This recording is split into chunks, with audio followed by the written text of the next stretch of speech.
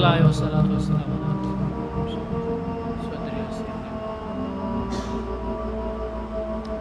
لفظ الله معنا الله د هغه ذات نوم دی چې واجب الوجود دی او تمام صفات کمالیه په هغه کې موجود دي. ته څه ویلی شي؟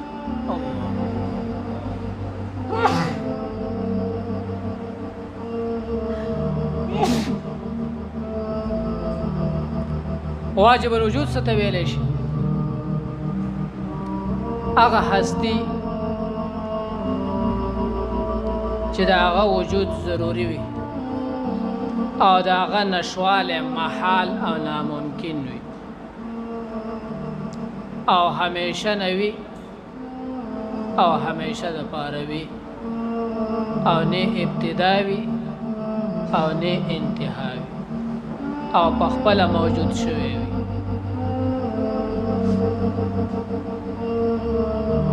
ته څه ویلی شي؟ واجب الوجود. او کم شی چې په خپل موجود نه بلې موجود کوي دی ته واجب الوجود نشي ویلی ځکه هغه بل ته محتاج شي او کم شی چې بل ته محتاج شي هغه ته واجب الوجود نشي ویلی. نو صرف الله جل شانه واجب الوجود دی او باقی عالم هغه واجب الوجود نه دی. هغه چې کوم دی الله پیدا کړی په خپل نه دی پیدا شي. دا معنی د چا واجب الوجود.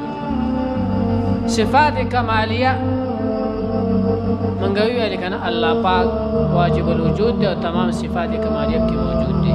کمالیه صفات څه ته ویل شي؟ څه معنی؟ نو څنګه چې الله جل شانه ذات واجب الوجود دی ذات کامل دی او ضروری دی نو کمالی ذات تفاره داسې صفات پکې ضروری دي چې هغه صفات هم څه شي کامل ذات کامل او صفات کمالیه